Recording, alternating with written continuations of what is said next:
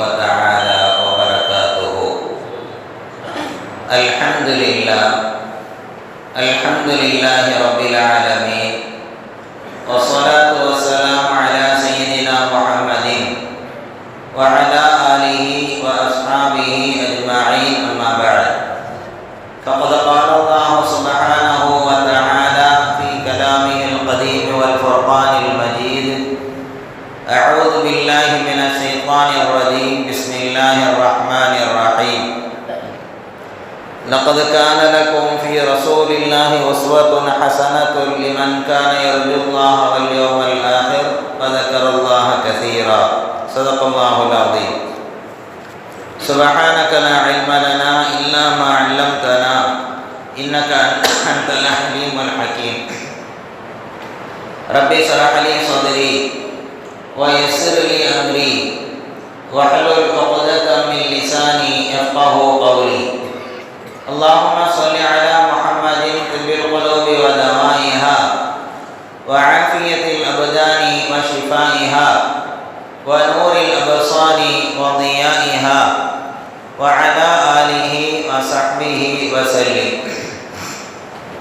அளவற்ற அருளாளனும் நிகரற்ற அன்பாளனுமான எல்லாம் வல்ல அல்லாஹ்வின் திருப்பெயரால் வார்த்தைகளை தொடர்கிறேன். எல்லா புகழும் புகழ்ச்சியும் அல்லாஹ் ஒருவனுக்கே உரித்தாகட்டுமாக. ஸலாத்தும் ஸலாமும் நாயகம் முஹம்மது ரசூலுல்லாஹ் ஸல்லல்லாஹு அலைஹி வஸல்லம் அவர்கள் மீதும், அவர்கள் வாழ்வை அப்படியே பின்பற்றி நடந்த சத்திய சஹாபாக்கள், தாபிஈன்கள், தபஅ தாபிஈன்கள், நல்லோர்கள், நாதாக்கள் இங்கே குழுமி இருக்கின்ற நம் அனைவர் மீதும் என்றும் உண்டாகட்டுமாக. ஆமீன்.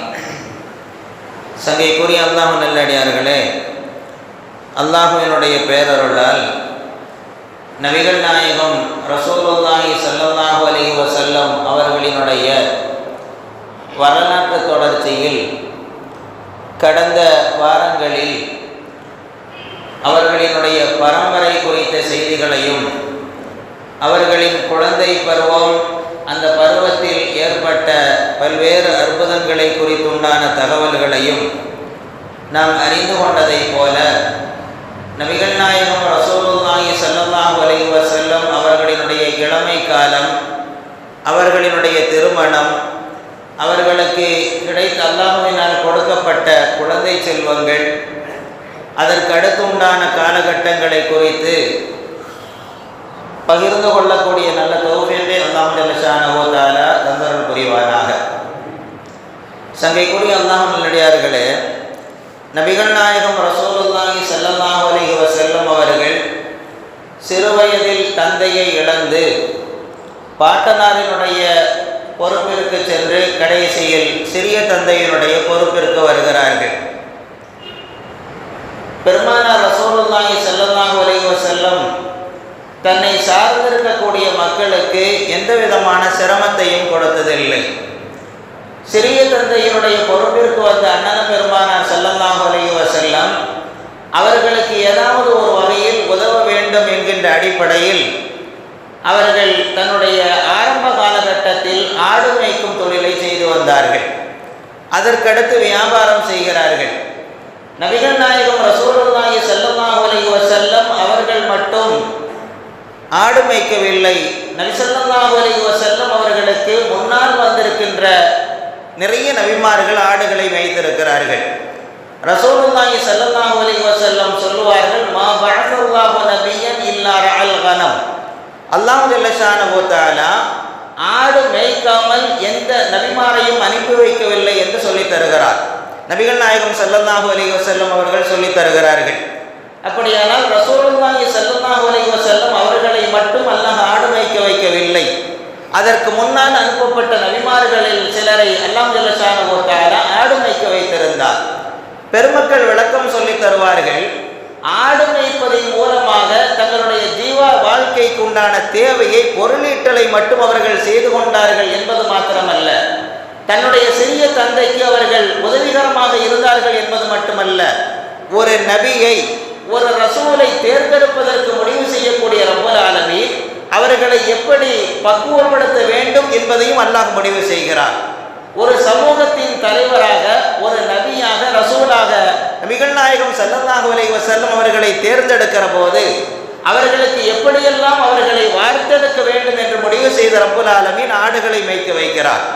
பொதுவாக ஒரு சமூக பணிகளில் வரக்கூடிய ஒருவர் பலதரப்பட்ட மக்களை அந்த இடத்திலே பார்க்கக்கூடிய நிலை ஏற்படும். மனிதர்களில் சில நேரங்களில் வேகமாக கோபப்படக்கூடியவர்கள் இருப்பார்கள், சில நேரத்தில் சாந்தமாக இருக்கக்கூடியவர்கள் இருப்பார்கள், சில இடங்களில் பல்வேறு கருத்துக்களை உடையவர்கள் இருப்பார்கள். இப்படி இருக்கின்ற போது அந்த மக்களுக்கு மத்தியிலே ஒரு கருத்தை ஆணித்தரமாக சொல்லக்கூடிய ஒரு பொறுப்பை அல்லாஹ் ஜல்லஷானஹு வ தஆலா நபிமார்களுக்கு கொடுக்கிறார். தீய வழியில் இருக்கக்கூடிய மக்களை நல்வழிப்படுத்துவதற்காக நபிமார்களையும் ரசூலுமார்களையும் அனுப்புகிற போது அந்த சொற்களை ஏற்கக்கூடிய மக்களில் பலதரப்பட்ட மக்கள் இருப்பார்கள் அல்லவா? அப்படி அவர்களின் மூலம் வரக்கூடிய கருத்து பிரச்சனைகளாக இருந்தாலும் சரி, மற்றும் உண்டான எதிர்வினைகளாக இருந்தாலும் சரி, அதை சகித்து கொள்ளக்கூடிய வல்லமையும் அதற்குண்டான பொறுமையும் நபிமார்களிடத்தில் இருக்க வேண்டும் என்பதை முடிவு செய்த ரப்புல் ஆலமீன் அதற்குண்டான ஏற்பாடுகளை செய்துதான் ஆடுகளை மேய்க்க வைக்கிறார். அதனால்தான் நமக்கு பெருமக்கள் விளக்கம் சொல்லுவார்கள், ஆடுகளை மேய்க்கின்ற போது ஒரு மனிதன் நல்ல பக்குவத்தை அடைகிறார். ஆடு மேய்க்கின்ற போது பலதரப்பட்ட இடங்களில் ஒரு நேர்கோட்டிலே ஒரு ஆடு என்பது பயணிக்காத ஆட்டு கூட்டங்கள், சில நேரங்களிலே ஒரு ஆடு இந்த திசையை நோக்கி செல்லும், இன்னொரு ஆடு இந்த திசையை நோக்கி செல்லும். அப்படி செல்லக்கூடிய அந்த ஆடுகளை ஒருங்கிணைத்து ஒரே நேர்கோட்டிலே பயண வைக்கக்கூடிய அந்த ஆற்றல் யாருக்கு இருக்கிறது என்றால் ஒரு ஆட்டு இடையருக்கு இருப்பதை போன்றுதான் ஆடு மேய்க்க வைத்த ரப்புல் ஆலமீன் நபிமார்களை பக்குவப்படுத்தி கொடுத்தார்.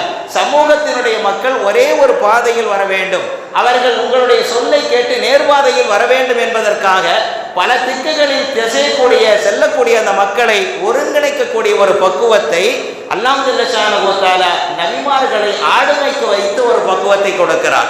இப்படி ரசூலுல்லாஹி ஸல்லல்லாஹு அலைஹி வஸல்லம் சில காலம் ஆடு மேய்த்ததற்கு பின்னால் வியாபாரத்தினுடைய நுட்பத்தை தெரிந்து கொண்டு வியாபாரியாக பெருமானார் ஸல்லல்லாஹு அலைஹி வஸல்லம் மாறி போகிறார்கள். அப்படி மிகப்பெரிய வியாபாரம் செய்வதற்கு பழக்கப்பட்ட போது ஆரம்ப காலகட்டத்தில் சாயிப் என்பவரோடு சேர்ந்து வியாபாரம் செய்கிறார்கள். வியாபாரத்தில் பொதுவாக நேர்மை இருக்க வேண்டும். ஒரு கருத்தை சொல்லுகின்ற போது, ஒரு பொருளை குறித்த தகவல்களை தெரிவிக்கிற போது அந்த இடத்திலே உண்மை இருக்க வேண்டும். இப்படி நேர்மையாகவும் உண்மையாகவும் வியாபாரம் செய்கின்ற போது அந்த வியாபாரத்தில் அல்லாஹ் ஜல்லஷானஹு வ தஆலா எண்ணிலடங்கா பரக்கத்தை கொடுப்பார். நபிகள் நாயகம் ரசூலுல்லாஹி ஸல்லல்லாஹு அலைஹி வஸல்லம் நபியாக அனுப்பப்படுவதற்கு முன்னால் சமுதாய மக்களிடத்தில் அவர்கள் எடுத்த பெயர் என்னவென்றால் 2 பெயரை எடுத்திருப்பார்கள். அமீன் என்கின்ற வார்த்தை நபியாக வருவதற்கு முன்னால் மக்கள் கொடுத்தார்கள். சாதிக் என்ற வார்த்தை நபியாக வருவதற்கு முன்னால் பெருமானார் ஸல்லல்லாஹு அலைஹி வஸல்லம் அந்த பெயரை பெற்றார்கள். உண்மையாளர் என்கின்ற பெயர், நேர்மையாளர் என்கின்ற பெயரை பெருமானார் ஸல்லல்லாஹு அலைஹி வஸல்லம் அவர்களுக்கு நபியாக அனுப்பப்படுவதற்கு முன்னாலே அந்த மக்கள் கொடுத்தார்கள். அப்பேற்பட்ட அருமை நாயகம் ரசூலுல்லாஹி ஸல்லல்லாஹு அலைஹி வஸல்லம் வியாபாரத்திற்கு செல்லுகிற போது உண்மையான முறையில் நேர்மையான முறையில் வியாபாரம் செய்து கொண்டதால் அந்த வியாபாரத்தினுடைய யுக்தி அத்தனை மக்களுக்கும் பிடித்து போனது. கதீஜா ரலியல்லாஹு தஆலா அன்ஹா அவர்கள், அந்த கதீஜா அம்மையார் அவர்கள் மக்காவிலே மிகப்பெரிய வியாபாரம் செய்யக்கூடிய, வணிகம் செய்யக்கூடிய மிகப்பெரிய செல்வ சீமாட்டியாக வாழ்ந்தார்கள். அப்படி வாழுகிற போது அவர்களிடத்தில் எடுத்து சொல்லுகிறார்கள், முஹம்மது ஸல்லல்லாஹு அலைஹி வஸல்லம் அவர்கள் மிகவும் நேர்மையான முறையில் வியாபாரம் செய்யக்கூடியவர் என்று ரசூலுல்லாஹி ஸல்லல்லாஹு அலைஹி வஸல்லம் நபியாக அனுப்பப்படுவதற்கு முன்னால் நபிகள் நாயகம் ஸல்லல்லாஹு அலைஹி வஸல்லம் அவருடைய நேர்மை உண்மையை குறித்து கதீஜா அம்மையாரிடத்திலே தெரியப்படுத்திய போது கதீஜா அம்மையார் அவர்கள் ரசூலுல்லாஹி ஸல்லல்லாஹு அலைஹி வஸல்லம் அவர்களை தன்னுடைய வியாபாரத்தை கவனிப்பதற்காக அந்த பொறுப்பை கொடுப்பதற்கு ஆசைப்படுகிறார்கள். அந்த பொறுப்பை கொடுப்பதற்கு ஆசைப்பட்ட போது கதீஜா ரலியல்லாஹு தஆலா அவர்கள் தனக்கு முன்னால் யாரிடத்திலெல்லாம் அந்த வியாபார பொறுப்பை கொடுத்தார்களோ அப்படி கொடுக்கிற போது அவர்களும் நேர்மையானவர்கள். என்னுடைய வியாபாரத்தை நீங்கள் செய்கிறீர்கள் என்றால் அதில் கிடைக்கக்கூடிய லாபத்தில் ஒரு பகுதியை அந்த வியாபாரத்தை வியாபாரம் செய்யக்கூடிய மனிதருக்கு அதனுடைய பங்கை கொடுப்பது கதீஜா ரலியல்லாஹு அன்ஹா அவர்களுடைய வளமை. அப்படி கதீஜா அம்மையார் அவர்கள் பெருமானார் ஸல்லல்லாஹு அலைஹி வஸல்லம் அவர்களை அழைத்து பேசுகிற போது சொல்லுவார்கள், என்னுடைய வியாபாரத்தை நீங்கள் நல்ல முறையில் கவனித்து அதிகமான முறையில் லாபம் ஈட்டி வருவீர்களேயானால் இதற்கு முன்னால் யாருக்கெல்லாம் நான் தொகை கொடுத்திருக்கிறேனோ அதைவிட அதிகமான தொகையை நான் உங்களுக்கு தருகிறேன் என்று அண்ணலம் பெருமானார் ஸல்லல்லாஹு அலைஹி வஸல்லம் அவர்களிடத்திலே தெரியப்படுத்திய போது அண்ணலம் பெருமானா ஸல்லல்லாஹு அலைஹி வஸல்லம் அந்த வியாபாரத்திற்கு சம்மதம் தெரிவித்து ஷாம் தேசத்திற்கு அந்த ஹதீஜா அம்மையாரினுடைய பணியாளராக இருக்கக்கூடிய மைசரா என்பவரோடு சேர்ந்து வியாபாரத்திற்கு செல்லுகிறார்கள். பெருமானா ஸல்லல்லாஹு அலைஹி வஸல்லம் ஹதீஜா அம்மையாருடைய வியாபார சரக்கை கொண்டு போனதற்கு பின்னால் அற்புதமான முறையில் வியாபாரம் செய்து நபியாக தேர்ந்தெடுக்கப்பட இருக்கக்கூடியவர்கள் அல்லவா, அல்லாஹ் ஜல்ல ஷானஹு தஆலா இவர்களினுடைய வார்த்தை சுத்தம், அழகான பண்பாடுகள், நற்குணங்கள், எப்படி நம்மிடத்தில் வியாபாரம் செய்ய வரக்கூடியவர்களிடத்தில் எப்படி நடந்து கொள்ள வேண்டும் என்கின்ற அற்புதமான குணங்கள் எல்லாம் ரசூலுல்லாஹி ஸல்லல்லாஹு அலைஹி வஸல்லம் அவரிடத்தில் இருந்த காரணத்தினால் இதுவரை ஹதீஜா அம்மையார் அவர்கள் எவ்வளவு லாபம் பெற்று வந்தார்களோ அதைவிட அதிகமான லாபத்தோடு பெருமானா ஸல்லல்லாஹு அலைஹி வஸல்லம் அந்த சரக்கை விற்று ஹதீஜா அம்மையார் இடத்திலே வருகிறார்கள். உடன் சென்ற மைசரா சொல்லுவார், அற்புதமான மனிதர், நற்குணத்திற்கு சொந்தக்காரர், அழகான முறையிலே வியாபாரம் செய்திருக்கக்கூடியவர் என்று அண்ணலம் பெருமானா ஸல்லல்லாஹு அலைஹி வஸல்லம் அவர்களை குறித்து அற்புதமான தகவல்களை சொன்னபோது ஹதீஜா அம்மையார் அவர்கள் ஒரு ஆசைப்படுகிறார்கள். 2 முறை பெருமானாருக்கு முன்னால் திருமணம் செய்யப்பட்டு 2 கணவன்களை இழந்து 3வது ஹதீஜா அம்மையாரை திருமணம் செய்து கொள்வதற்காக பலதரப்பட்ட மக்கள் ஆசைப்பட்ட போதும் கூட அத்தனையும் வெறுத்திருக்கக்கூடிய ஹதீஜா அம்மையார் அவர்கள் அந்த இடத்தில் ஒரு ஆசைப்படுகிறார்கள். நம்முடைய வியாபார சரக்கை நேர்மையான முறையிலே விற்று வந்த இந்த முகம்மது அவர்களை நாம் திருமணம் செய்து கொண்டால் நம்முடைய வாழ்க்கை துணைவராகவும் இருந்து கொள்வார், அதே போல நம்முடைய வியாபாரத்தையும் நல்ல முறையில் நடத்தக்கூடிய ஒரு நல்ல மனிதராகவும் இருப்பார் என்பதை கருத்தில் கொண்டு அங்கே திருமணம் செய்வதற்குண்டான ஆசையை தெரியப்படுத்திய போது பெருமானா ஸல்லல்லாஹு அலைஹி வஸல்லம் தன்னுடைய தோழியிடத்தில் ஆசையை வெளிப்படுத்துகிறார்கள் நஃபீஸா அவர்களிடத்தில். அந்த அம்மையார் பெருமானா ஸல்லல்லாஹு அலைஹி வஸல்லம் அவரிடத்திலே இந்த கருத்தை, திருமணம் செய்யக்கூடிய இந்த ஆசையை தெரியப்படுத்திய போது ரசூலுல்லாஹி ஸல்லல்லாஹு அலைஹி வஸல்லம் அவர்கள் தன்னுடைய குடும்பத்தாரிடத்திலே பேசி, தன்னுடைய சிறிய தந்தை, பெரிய தந்தை, தன்னுடைய தந்தையினுடைய சகோதரர்களிடத்திலே பேசி, ஹதீஜா அம்மையாருடைய தந்தையினுடைய சகோதரர்களிடம் பேசி ஹதீஜா அம்மையார் அவர்களுக்கும் பெருமானா ஸல்லல்லாஹு அலைஹி வஸல்லம் அவர்களுக்கும் திருமணம் செய்யப்படுகிறது. 25 வயதில் பெருமானா ஸல்லல்லாஹு அலைஹி வஸல்லம் வியாபாரம் செய்வதற்காக போகிறார்கள். நிறைய லாபத்தோடு வருகிறார்கள். வந்த 3 மாதம் கழித்து 25வது வயதில் அண்ணல பெருமானா ஸல்லல்லாஹு அலைஹி வஸல்லம் அவர்களுக்கும் ஹதீஜா அம்மையார் அவர்களுக்கும் திருமணம் செய்யப்படுகிறது. இந்த திருமணத்தில் அல்லாஹ் ஜல்ல ஷானஹு தஆலா 40 வயது அடைந்த ஹதீஜா அம்மையார் அவர்களை 25 வயது வாலிபராக இருந்த அண்ணலம் பெருமானா ஸல்லல்லாஹு அலைஹி வஸல்லம் அவர்களுக்கு ஜோடி சேர்த்து வைக்கிறார். எல்லாம் அல்லாஹ்வினுடைய ஏற்பாடு. பெருமானா ஸல்லல்லாஹு அலைஹி வஸல்லம் பல திருமணங்கள் செய்திருந்தாலும் ஹதீஜா ரலியல்லாஹு அன்ஹா அவர்களை கரம் பிடித்ததற்கு பின்னால் அவர்கள் வாழ்ந்து கொண்டிருக்கக்கூடிய காலத்தில் வேறு எந்த மனைவியும் திருமணம் செய்யாமல் ஹதீஜா அம்மையாரோடு வாழ்க்கை நடத்துகிறார்கள். அல்லாஹ் ஜல்ல ஷானஹு தஆலா அவர்களுடைய வாழ்க்கையின் பலனாக ஹதீஜா அம்மையார் அவர்களுக்கும் பெருமானா ஸல்லல்லாஹு அலைஹி வஸல்லம் அவர்களுக்கும் 6 குழந்தைகளை கொடுக்கிறார். 6 குழந்தைகளை கொடுக்கிறார். 2 ஆண் குழந்தைகள், 4 பெண் குழந்தைகளை கொடுக்கிறார். பெருமானா ஸல்லல்லாஹு அலைஹி வஸல்லம் அவர்களுக்கு காசிம் என்கின்ற ஆண் குழந்தையை கொடுத்தார். பொதுவாக அரபிகளிடத்தில் மகனுடைய பெயரோடு தந்தையினுடைய பெயரை சொல்லுவது, சேர்த்து புனை பெயராக சொல்லுவது என்பது ஒரு வழக்கம். அதனுடைய அடிப்படையில் தான் பெருமானா ஸல்லல்லாஹு அலைஹி வஸல்லம் அவர்களுக்கு அபுல் காசிம் என்கின்ற சிறப்பு பெயரும் ஏற்பட்டது. அதற்கு பின்னால் அல்லாஹ் ஜல்ல ஷானஹு தஆலா 4 பெண் குழந்தைகளை ருக்கையா, உம்மு குல்சூம், ஜைனப், ஃபாத்திமா ரலியல்லாஹு தஆலா அன்ஹும், இத்தனை 4 பெண் குழந்தைகளை அல்லாஹ் ஜல்ல ஷானஹு தஆலா கொடுத்து அப்துல்லாஹ் என்கின்ற ஆண் குழந்தையை கடைசியாக கொடுக்கிறார். ஒரு 6 குழந்தைகளை அல்லாஹ் கொடுக்கிறார். கடைசியாக இருக்கக்கூடிய இந்த அப்துல்லாஹ் இருக்கிறார்கள் அல்லவா, இவர்களுக்கு 2 சிறப்பு பெயர்களும் இருக்கிறது. தையிபு, தாஹிர் என்கின்ற 2 சிறப்பு பெயர்கள். இப்படி 6 குழந்தைகளை கொடுத்த ரப்புல் ஆலமீன் ஆண் குழந்தைகளை பெருமானா ஸல்லல்லாஹு அலைஹி வஸல்லம் அவர்களுடைய காலத்தில் அவர்கள் சிறு குழந்தையாக இருக்கக்கூடிய நேரத்திலேயே அவர்களை மரணமடைய செய்து விடுகிறான் ஆண் குழந்தைகளை. அதற்கு அடுத்து இருக்கக்கூடிய 4 பெண் குழந்தைகளில் ஜைனப் ரலியல்லாஹு தஆலா அன்ஹா, உம்மு குல்சூம் ரலியல்லாஹு அன்ஹா, ருக்கையா ரலியல்லாஹு தஆலா அன்ஹா அவர்கள், இந்த 3 குழந்தைகளும் பெருமானா ஸல்லல்லாஹு அலைஹி வஸல்லம் அவர்கள் வீரிய காலத்திலே அவர்கள் வஃபாத்தாகி விடுகிறார்கள். பெருமானா ஸல்லல்லாஹு அலைஹி வஸல்லம் அவர்கள் வஃபாத்தாகி 6 மாதங்கள் கழித்து தான் ஃபாத்திமா ரலியல்லாஹு தஆலா அன்ஹா அவர்கள் வஃபாத்தாகிறார்கள். ஆக அல்லாஹ் ஜல்ல ஷானஹு தஆலா 6 குழந்தைகளை கொடுத்து 2 ஆண் குழந்தைகளை அவர்கள் சிறுவயதிலே வஃபாத்தாகி கொடுத்து அதற்கு அடுத்து பெண் குழந்தைகளையும் 3 பெண் குழந்தைகளையும் பெருமானார் ஸல்லல்லாஹு அலைஹி வஸல்லம் அவர்களின் காலத்தில் வஃபாத்தாகி பெருமானாரினுடைய மரணத்திற்கு பின்னால் கொஞ்ச காலம் வாழ்ந்தவர்கள் ஃபாத்திமா ரலியல்லாஹு தஆலா அன்ஹா அவர்கள். இப்படி ரசூலுல்லாஹி ஸல்லல்லாஹு அலைஹி வஸல்லம் அவர்களுக்கு குழந்தை செல்வங்களை கொடுத்து இப்படி சிறப்புப்படுத்தி கொண்டிருக்கக்கூடிய நேரத்தில் இதுவரை ரசூலுல்லாஹி ஸல்லல்லாஹு அலைஹி வஸல்லம் அவர்களை நபியாக அல்லாஹ் அவர்களை அறிமுகப்படுத்தவில்லை. 35 வயது பெருமானார் அவர்களுக்கு அந்த நேரத்தில் காபாவை சரி செய்யக்கூடிய புனரமைப்பு செய்ய வேண்டிய ஒரு சூழ்நிலை ஏற்படுகிறது. காபாவுடைய பணியை முதலிலே செய்தவர்கள் இப்ராஹிம் அலைஹிஸ்ஸலாம் அவர்கள் அஸ்திவாரமிட்டு அதற்கு அடுத்தபடியாக இஸ்மாயில் அலைஹிஸ்ஸலாம் அவர்களும் சேர்ந்து காபாவை கட்டினார்கள். காபாவினுடைய உயரம் அந்த நேரத்தில் 9 முழங்கள் இருந்தது தரையிலிருந்து. அப்படி அவர்கள் கட்டக்கூடிய நேரத்தில் அந்த பெருமானார் ஸல்லல்லாஹு அலைஹி வஸல்லம் அவர்களுக்கு 35 வயதாகக்கூடிய நேரத்தில் ஒரு வெள்ளப்பெருக்கு ஏற்பட்டு காபா அத்தனை பகுதிகளும் சிதிலமடைகிறது. இப்பொழுது காபத்துல்லாவை அதை புனரமைப்பு செய்ய வேண்டும் என்கின்ற கட்டாயத்தில் மக்கள் எல்லாம் இருக்கக்கூடிய நேரத்தில் அவர்கள் முடிவெடுக்கிறார்கள், புண்ணியமான இடம், பாக்கியம் நிறைந்திருக்கக்கூடிய இடம், இதை புனரமைப்பு செய்ய வேண்டுமானாலும் நம்முடைய பொருளீட்டலில் ஹலாலான பொருளீட்டல் இருக்கும் அல்லவா, அதை வைத்துதான் காபத்துல்லாவை புனர் நிர்மாணம் செய்ய வேண்டும் என்று முடிவெடுத்தவர்கள் அவர்கள் முடிவெடுக்கிறார்கள். முடிவெடுத்து அந்த காபத்துல்லாவை இடிக்க வேண்டும் என்று முடிவெடுக்கிற போது அவர்களுக்குள்ளால் ஒரு பயம் ஏற்படுகிறது. இது அல்லாஹ்வுடைய இல்லம், இதை இடிப்பதற்கு நாம் ஏதாவது இடித்து விட்டால் ஏதாவது அல்லாஹ்வுடைய கோபம் ஏற்பட்டு விடுமோ என்கின்ற பயமும் அவர்களுக்கு ஏற்படுகிறது.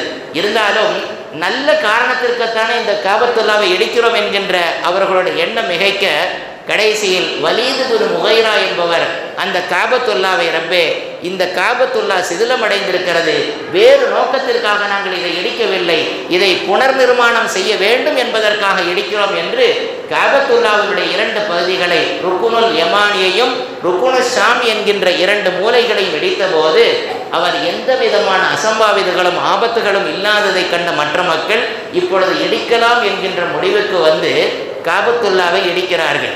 அப்படி இடித்து முடித்ததற்கு பின்னால் இஸ்மாயில் அலைஹிஸ்ஸலாம் அவர்கள் கட்டி அந்த மேற்பகுதி மேற்கூரை போடப்படாமல் இருந்த அந்த காபத்துல்லா இடிக்கப்பட்டு இப்ராஹிம் அலைஹிஸ்ஸலாம் அவர்களால் ஏற்படுத்தப்பட்ட அஸ்திவார கல் இருக்கும் அல்லவா, அது வெளியே தெரிந்து அப்படி முழுவதுமாக இடிக்கப்பட்டதற்கு பின்னால் காபத்துல்லாவை கட்டி அமைக்கிறார்கள்.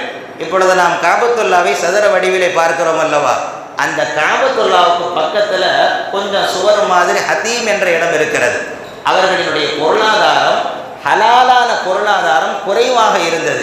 அந்த பொருளாதாரத்தை வைத்து அவர்கள் கட்ட முடிந்த பகுதி அந்த இப்பொழுது கட்டப்பட்டிருக்கக்கூடிய ஹதீம் என்று பின்பகுதியாக வடக்குப்புறத்தில் இருக்கக்கூடிய அந்த பகுதியை கட்டாமல் போதுமான வசதிக்கு இருக்கிற அளவிற்கு அவர்கள் கட்டி கொண்டு ஒரு பகுதியை மட்டும் விட்டு விடுகிறார்கள். இப்படி கட்டி எழுப்பப்படக்கூடிய நேரத்தில் பாக்கியம் நிறைந்திருக்கக்கூடிய ஹஜ்ருல் அஸ்வத் கல் இருக்கிறது அல்லவா, அதனுடைய மூலையில் அதை வைக்க வேண்டும் என்கின்ற நிலைப்பாடு வருகிற போது அங்கே அவர்களுக்குள்ள ஆலோசனை வருகிறது. நாம் இத்தனை கிளையார்களாக இருக்கிறோம், இந்த ஹஜ்ருல் அஸ்வத் கல்லை யார் எடுத்து அதற்குரிய இடத்திலே பதிக்க வைப்பது என்கின்ற சிந்தனை வருகிற போது அவர்களுக்குள் ஒரு சலசலப்பு ஏற்படுகிறது. நான் வைக்கிறதா நீ வைக்கிறதா அப்படின்னு ஒரு சலசலப்பு ஏற்படக்கூடிய நேரத்தில் அந்த நேரத்தில் ஒரு ஆலோசனை சொல்லுகிறார். நாளை இந்த பள்ளிக்கு யார் முதலாக வருகிறாரோ அவர் என்ன ஆலோசனை சொல்லுகிறாரோ அந்த ஆலோசனையை நாம் கேட்டு முடிவெடுப்போம் என்கிற போது அல்லாஹ் ஜல்ல ஷானஹு தஆலா உலகத்திற்கு ரசூலாக வர இருக்கின்ற அண்ணலம் பெருமானார் ஸல்லல்லாஹு அலைஹி வஸல்லம் அவர்களை அந்த இடத்திற்கு அனுப்பி வைக்கிறார். சிறுபிராயத்தில் நற்பெயர் எடுத்தவர்கள் அல்லவா, சித்தீக் என்ற பெயரையும் அமீன் என்ற பெயரையும் உள்ளே வருகிறார்கள்.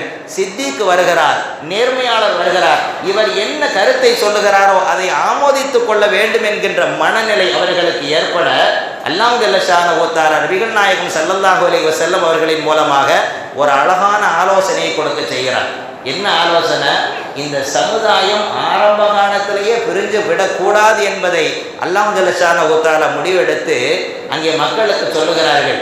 ஏன் நான் வைக்கணும் நீ வைக்கணும்னு போட்டி போடுகிறோம், எல்லோரும் சேர்ந்து இந்த அறப்பணியிலே கலந்து கொள்வோம், அதற்கு ஒரு நான் ஆலோசனை சொல்லுகிறேன் என்று அண்ணலம் பெருமானார் ஸல்லல்லாஹு அலைஹி வஸல்லம் ஒரு போர்வையை எடுத்து ஹஜ்ருல் அஸ்வத் கல்லை நீங்கள் மத்திய பகுதியிலே வைத்து அதனுடைய 4 மூலைகளையும் நாம் அனைவரும் சேர்ந்து தூக்கி அந்த இடத்திலே வைப்போம். அந்த நன்மை ஒரு குறிப்பிட்ட நபர்களுக்கு, குறிப்பிட்ட சாராருக்கு மட்டும் வேண்டாம், அனைவரும் இந்த அறப்பணியிலே கலக்குவோம் என்று அண்ணலம் பெருமானார் ஸல்லல்லாஹு அலைஹி வஸல்லம் அவர்கள் அற்புதமான ஆலோசனை சொல்ல, அவர்களினுடைய ஆலோசனையின் பிரகாரம் அல்லாஹ் ஜல்ல ஷானஹு தஆலா அந்த கல்லை எடுத்து, ஹஜ்ருல் அஸ்வதினுடைய கல்லை எடுத்து அந்த இடத்திலே பதிவு செய்யப்படுகிறது.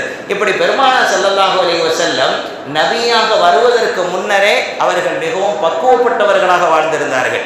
வாழ்க்கக்கூடிய வாழ்க்கை நபிகள் நாயகம் ஸல்லல்லாஹு அலைஹி வஸல்லம் நபியாக வந்ததற்கு பின்னரும் சரி, நபியாக வருவதற்கு முன்னரும் சரி, அவர்களுடைய வாழ்க்கை தூய்மையான வாழ்க்கை, தூர நோக்கு சிந்தனையுடைய வாழ்க்கை, இந்த சமூகத்தை எப்படி கட்டியெழுப்ப வேண்டும் என்கின்ற அற்புதமான சிந்தனையுடைய வாழ்க்கை. அவர்கள் எந்த அளவிற்கு வெட்கமுடையவர்களாக இருந்திருக்கிறார்கள் என்பதை சொல்லுகின்ற போது சஹாபாக்கள் சொல்லுவார்கள், ஒரு இளம்பெண் தன்னை ஒதுக்குப்புறமாக தன்னுடைய வீட்டிலே ஒரு திரையிட்டு ஒதுங்கிக் கொள்வாளோ அதைவிட வெட்கமுடையவர்களாக அண்ணலம் பெருமானார் ஸல்லல்லாஹு அலைஹி வஸல்லம் அவர்கள் தன்னுடைய வாழ்க்கையை அமைத்திருக்கிறார்கள் என்று சொல்லி தருவார்கள். தன்னுடைய சின்ன வயதில் காபாவுடைய புனரமைப்பு நடைபெற்று கொண்டிருக்கக்கூடிய காலகட்டத்தில் கற்களை எடுத்து வைக்கின்ற போது அப்பொழுது அப்பாஸ் அவர்கள் சொல்லுவார்கள், அவருடைய சிறிய தந்தை, நீங்கள் உங்களுடைய துணியை கொஞ்சம் எடுத்து அந்த கல்லை எடுத்துக்கொள்வதற்காக மேலே வைக்கும்போது வலி ஏற்படும் அல்லவா, அந்த துணியை துண்டா மடித்து உங்களுடைய தோல் புலச்சத்திலே வைத்து கொள்ளுங்கள், அதுக்கு மேலே கல்லை வைத்து நீங்கள் சுமந்து கொண்டால் வலி ஏற்படாது என்கின்ற ஆலோசனையை சொல்ல, அவர்கள் தான் கட்டி இருக்கக்கூடிய வேஷ்டியை அவிழ்த்து அந்த இடத்திலே வைக்கிற போது சட்டன மயக்கமற்று ஸல்லல்லாஹு அலைஹி வஸல்லம் விடுகிறார்கள். அந்த இடத்தில் ரசூலுல்லாஹி ஸல்லல்லாஹு அலைஹி வஸல்லம் பின்னாளில் சொல்வார்கள், அல்லாஹ் ஜல்ல ஷானஹு தஆலா என்னை மிக தவறான வழியில் போக விடாமல் என்னை காப்பாற்றி கொடுத்தார். அந்த அளவிற்கு ஒரு நபியாக வரக்கூடியவர்களை அல்லாஹ் ஜல்ல ஷானஹு தஆலா பக்குவப்படுத்துகிறார். இரவு நேர கேளிக்கைகளில் கலந்து கொள்ள வேண்டும் என்று போகிற போது, ஒரு மோசமான பாடல் கச்சேரிக்கு செல்லுகிறார்கள், போகலாம் என்று போகிற போது அதை கேட்க விடாமல் அல்லாஹ் ஜல்ல ஷானஹு தஆலா அவர்களுக்கு மயக்கத்தை கொடுக்கிறார். இப்படி சிறு பிராயம் முதல் அல்லாஹ் ஜல்ல ஷானஹு தஆலா நபிகள் நாயகம் ரசூலுல்லாஹி ஸல்லல்லாஹு அலைஹி வஸல்லம் அவர்களை பாதுகாத்து வந்தார். அப்பேற்பட்ட அண்ணலம் பெருமானார் ஸல்லல்லாஹு அலைஹி வஸல்லம் அவருடைய வாழ்க்கை என்பது நமக்கு மிக முன்னுதாரணமாக இருந்து கொண்டிருக்கிறது. எல்லாம் வல்ல அல்லாஹ் ஜல்ல ஷானஹு தஆலா அவர்களுடைய வாழ்வியலை கேட்கக்கூடிய நல்ல தௌஃபீகை நம் அத்தனை பேருக்கும் தந்தருள் புரிவானாக. வாஹிரு தஅவானா அல்ஹம்துலில்லாஹி ரப்பில் ஆலமீன். வஸ்ஸலாமு அலைக்கும் வரஹ்மத்துல்லாஹி வபரகாத்துஹு.